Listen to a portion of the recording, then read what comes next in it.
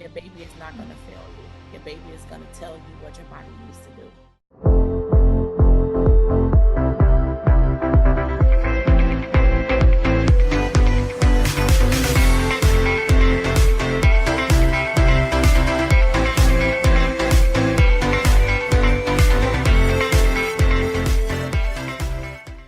Thanks for joining me for this week's Mom Talks with Krista. Today is part 2 with Rashida Gregory. So if you missed part 1, I highly suggest you go back to that one first. She has some pretty amazing and selfless stories to share. Plus, she talks all about how she was able to induce lactation for her sister's adopted son. It's pretty amazing. The link is in the description for that one below. And now we're on to part 2. Here we go. What kind of steps do you take to help induce your lactation? Like, do you have any tips? Nobody has to ever be pregnant to make milk. It's just, it's a lot of dedication. You have to get a pump. A lot of people say hospital grade pump, but a lot of people can't afford those pumps. And so I would just say get whatever pump you can get. If they have them on Amazon, they may not be hospital grade, but use it. It's, any stimulation is fine. Some people prefer to do it naturally, and they just pump and see what happens. Some people add supplements, moringa. Sometimes you got supplements, goat's rue. Those things like that will help if they want to do it naturally. Water is the key. Drink lots and lots and lots, gallons of water if you can. And now they've had a new thing out where actually a TENS unit is actually stimulating to the breast. And I've tried that this go around, and it does help. It's weird. I had never heard of that before, but someone mentioned it this year, and I did try it, and it actually does stimulate the breast. And again, they can get that off of Amazon for little or nothing. Just read up on some stuff. That's all I have. Just stimulate. There's so many different herbs, fenugreek, goat's rue, but they saying fenugreek doesn't help anymore. It's just what works for you. Yeah, it's like, again, what you're saying, like, there's not like a book that's going to tell you exactly what you need to do. It's like you have to listen to your body. And right, because fenugreek, because a lot of people have been saying now, stay away from fenugreek. And then some people will say fenugreek work fine for me. I've tried your products and they work fine. I was trying to get the fenugreek free so that I don't want to run into people saying, oh, no, fenugreek. Oh my God, no. So that's fine. I've run into some people and just say, well, just try it. If it doesn't work for you, then it doesn't work for you. Goat's rue is for mammary production. It helps with the your mammary tissue growth. It's just what you just got to find what works for you. But water, oatmeal, lots of oatmeal, and stimulation. However you can get it. TENS unit. If you're adopting and you get the baby, just put the SNS on and breastfeed from your breast. Put the SNS system on. Some people make their own SNS systems. They're not that expensive on Amazon, but some people can't afford it. I'm trying to see if a company is willing to donate me some of those as well, so that I can help some moms out. Because it is kind of frustrating when you can't breastfeed. A lot of people get into depression and things like that. So still working on it, hopefully. And all the education you're offering too, just by like helping these women, because they might just not be aware of like, what it takes or what they should do. So yes.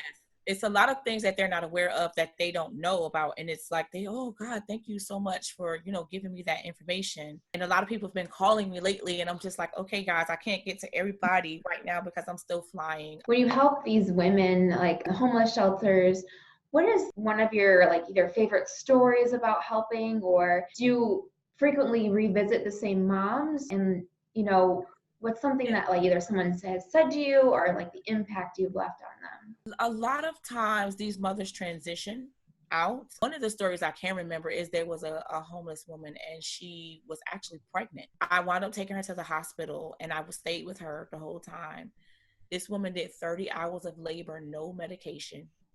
Wow. She had her baby, a boy, and she nursed this baby like a champ. She was awesome. Her attitude, even though she was homeless, her attitude was so great with her.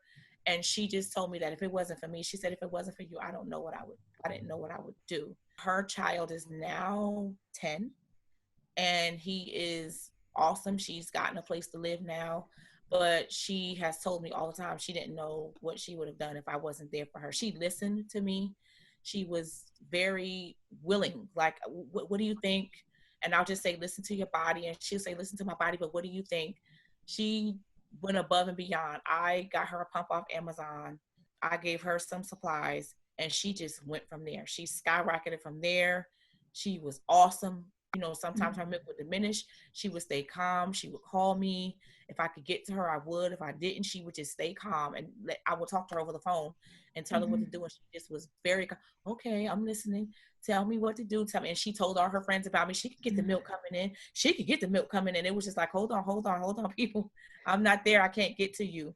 But she was one of my greatest accomplishments, I feel, because I was actually able to be with her from the time her baby was born until afterwards. And her son, you know, they call me all the time every year for his birthday. She's like, she saw you when you came out. So that was one of, I think, my greatest achievements besides my son. That's such a cool story to know that you're making such a big impact in these women's lives and their children. I'm trying to, you know, even now they're calling and I'm just like, guys, I got some things going on. And they're like, okay. I always like to end these kind of interviews with, I call them like fun thinking questions, and it kind of gives a perspective of each person I'm interviewing. So this is, if you could have a billboard made today where you could share one tip with moms everywhere, what would you have it say? Just believe in your baby. Believe in yourself and your baby. That's it. Like, just believe in yourself and your baby. Your baby is not going to fail you. Your baby is going to tell you what your body needs to do. A lot of times people forget just your instincts are there, your gut is there, and just relax. I mean, having a baby itself is new and exciting, but you know, women have been breastfeeding forever. It's, you know, it's been going on. Animals breastfeed. Everybody is doing it. So it's like everybody's like, well, my milk just didn't come in. Your body knows to produce milk. It's nowhere in the world your milk just wouldn't come in. You just have to relax. Just relax. Drink a cup of tea. But also that comes with the support. You know, like women need support after they have babies. So if you could go back in time and give yourself advice when you first became a mom, what would you say? I was able to relax because my family taught me to relax. But I still was like that, is it getting enough? Is it getting enough? Is it getting enough? Is it getting enough? Is it getting enough? And if it wasn't for my mom and my aunts there just telling me just relax, go with the flow, I don't know. I think I would have been crazy with it. What is a quote that you live by or think of often? It can be in regards to parenting, life in general, relationships, friendships, whatever. Life does not come with instructions. You live and you learn. And that's the biggest thing being a parent. Parenting does not come with instructions. Being a wife doesn't come with instruction. They just come with guidelines, but you will learn as you live in life. And you have to be willing to accept it and learn from it and prosper more from it. What is the name of your company, and then where can everyone find you and connect with you? The name of my company is called Family Tradition Lactation Services.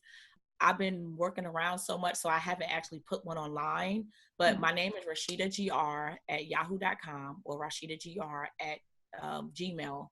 Reach out to me. My phone number is area code 470-374-4724. Call me anytime. If I can just give you advice over the phone, I will. I will wake up if need be, but if I'm flying, I get my sleep. Just reach out to me, and if I can, I'll be able to help you. Awesome. Well, thank you so much for sitting down with me and sharing your story. I mean, I think it's so amazing what you do. I mean, we need more people like you just to like help the women out there that just need, you know, more education and support. I mean, I think support's a huge thing. People should look up Rose. It's called Rose. It's called Reaching Our Sisters Everywhere. They go to different bugs. She goes around to different cities in different states. And they train women to become lactation counselors. She's been on TV advocating for breastfeeding. Or if other moms want to join, just become a lactation counselor and just go out there and help, you know.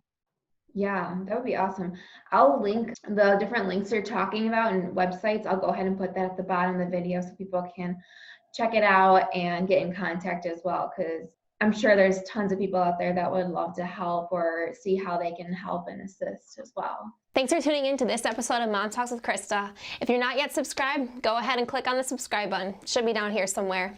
We release new episodes every single Wednesday. And if you're not following us yet, be sure to follow us at Mommy Knows Best on Instagram.